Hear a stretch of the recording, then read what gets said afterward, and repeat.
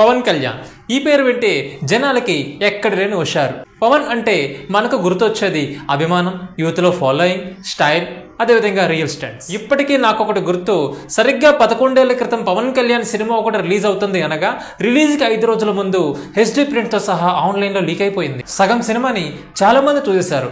దీంతో cinema unit మొత్తం shock, ఏం చేయాలో అర్థం కాని పరిస్థితి, అంతా సైలెంట్ అయిపోయారు. అంతే, 55 కోట్లతో తీసిన సినిమా పని అయిపోయింది, ఇక ప్రొడ్యూసర్ బతుకు బస్టాండే అని అంతా అనుకున్నారు. కానీ 27 అక్టోబర్ 2013లో రిలీజ్ అయిన ఈ సినిమా 187 కోట్ల గ్రాస్ వసూలు చేసి మగధీరాన్ని వెనక్కి నెట్టి ఇండస్ట్రీ రికార్డ్ని సాధించింది. ఆ సినిమానే అత్తారింటికి దారేది. ఈ ఒక్క సినిమా చాలదా పవన్ కళ్యాణ్ స్టామినా ఏంటో నిరూపించుకోవడానికి? ఇప్పటివరకు చూసారంటే ఈ వీడియో మీకు నచ్చిందని అనుకుంటున్నాను. తప్పకుండా వీడియోని లైక్ చేయండి. మీరు చేసే ఒక లైక్ ఏంటంటే యూట్యూబ్ మరికొంతమందికి ఈ వీడియోని రికమెండ్ చేస్తుంది. నా పేరు Balakrishna, welcome to content speaks official. Pawan 2014లో జనసేన పార్టీ స్టార్ట్ చేసి టీడీపీకి మరియు బీజేపీకి తన మద్దతు ప్రకటించి ఆ పార్టీ గెలవడానికి తన పాత్రను పోషించారు. 2019లో తన ఒంటరిగా చేసిన గెలవలేకపోయారు. 2024 ఎన్నికలకి సిద్ధమయ్యారు. ఇప్పుడు కడుపు మండి ఈ రోజున నేను మీ ముందుకు వచ్చాను. జరుగుతున్న అన్యాయానికి కడుపు మండి గెలవించాను ఈ రోజున. ఇప్పుడు పవన్ కళ్యాణ్ అంటే ఒక పోరాటం, నిజాయితీ, పట్టుదల, సంకల్పం అని గట్టిగా నమ్ముతారు. శ్రీకాకుళం జిల్లా ఉద్దానంలో ఎంతోమంది కిడ్నీ బాధితులు ఎప్పటి నుంచో ఉన్నారు. అయితే ఈ వ్యాధి ఎందువల్ల వస్తుందో ఎంతమంది సైంటిస్టులు రీసెర్చ్ చేసినా కూడా ఎవరూ చెప్పలేకపోయారు. ఇప్పటికీ ఆ రీజన్ ఏంటనేది ఇప్పటికీ ఒక మిస్టరీగానే ఉండిపోయింది. అయితే ఈ డిసీజ్ వల్ల ఎంతమంది బలవుతున్నా, ఎన్ని గవర్నమెంట్లు మారుతున్నా కూడా ఎవరు వాళ్ళని పట్టించుకున్న పాపాన పోలేదు.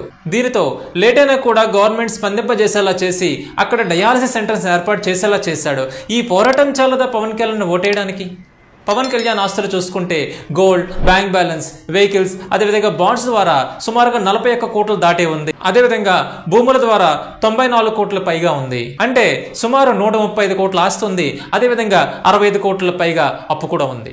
పవన్ తన ప్రచారానికి తన సొంత డబ్బుల్ని ఖర్చు చేశాడు. ఏ రాజకీయ నాయకుల్లాగా ఓటికి నోటు ఈ 10 ఏళ్లలో ఎప్పుడూ పంచలేదు. ఈ నిజాయితీ చాలదా పవన్ కళ్యాణ్ని ఓటేయడానికి? 2019లో 2 నియోజకవర్గాల్లో పోటీ చేసినా కూడా కనీసం ఎమ్మెల్యేగా కూడా గెలవలేకపోయాడు. ఒక పార్టీ అధినేత పోటీ చేసిన 2 నియోజకవర్గాల్లో కూడా ఓడిపోతే దానికి మించిన అవమానం ఇంకేదైనా ఉంటుందా? పవన్ కాకుండా ఆ ప్లేస్లో ఇంకెవరున్నా కూడా మీడియాకైనా జనాలకైనా మొహం చూపించేవారు కాదు. కానీ పవన్ కళ్యాణ్ అలా చేయలేదు. ఓడిపోయినా కూడా ఎప్పటిలాగే మళ్ళీ జనాల ముందుకు, అదేవిధంగా మీడియా ముందుకు వచ్చి తన గలాన్ని విప్పుతూనే ఉన్నాడు. పట్టుదలగా మళ్ళీ ఈ రాజకీయ యుద్ధంలో చేరి పిఠాపురం నియోజకవర్గం నుంచి ఒక కూటమిగా ఏర్పడి పోటీ చేస్తున్నాడు. ఈ సంకల్పం, పట్టుదల చాలదా పవన్ని ఓటేయడానికి? ఇప్పుడు పవన్ కళ్యాణ్కి ఓట్ ఎందుకు వేయకూడదు? పవన్ మాట మీద నిలబడని మనం తరచుగా వింటూనే ఉంటాం. 2014లో టీడీపీతో పొత్తు పెట్టుకొని మళ్ళీ 2019లో ఆ టీడీపీని బాగా తిట్టి 2024లో మళ్ళీ అదే టీడీపీతో పొత్తు పెట్టుకున్నాడని, అదేవిధంగా రాజకీయాల కన్నా సినిమాల మీద ఎక్కువ ఫోకస్ చేస్తాడని కూడా అంటూ ఉంటారు.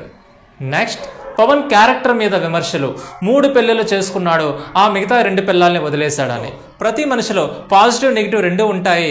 అదేవిధంగా పవన్ కళ్యాణ్లో పాజిటివ్ మీరు చూస్తే కనుక ఓటు వేస్తారు, నెగిటివ్ చూస్తే ఓటు వేయరు. మీరేమనుకుంటున్నారు కింద కామెంట్లో మెన్షన్ చేయండి. అదేవిధంగా పవన్ కళ్యాణ్కి ఓటు వేస్తారో లేదు కూడా కింద కామెంట్లో మెన్షన్ చేయండి. నేను ఈ పవన్ కళ్యాణ్ మీద వీడియో చేశానంటే పవన్ కళ్యాణ్ అంటే ఇష్టమో లేదంటే పగో నాకు లేదు. ఒక క్రియేటర్గా నా వృత్తిని నేను చేశాను. ఇక రాబోయే రోజుల్లో జగన్ అదేవిధంగా చంద్రబాబు మీద కూడా వీడియో చేయడం జరుగుతుంది. ఇంతే వీడియో నచ్చితే సబ్స్క్రైబ్ చేసి పక్కన ఉన్న బెల్ ఐకాన్ని క్లిక్ చేసి మీ ఫ్రెండ్స్ అండ్ ఫ్యామిలీ మెంబర్స్కి షేర్ చేయండి. ఇలాంటి మంచి కంటెంట్తో మళ్ళీ వస్తాను. Until then, signing off content speaks official.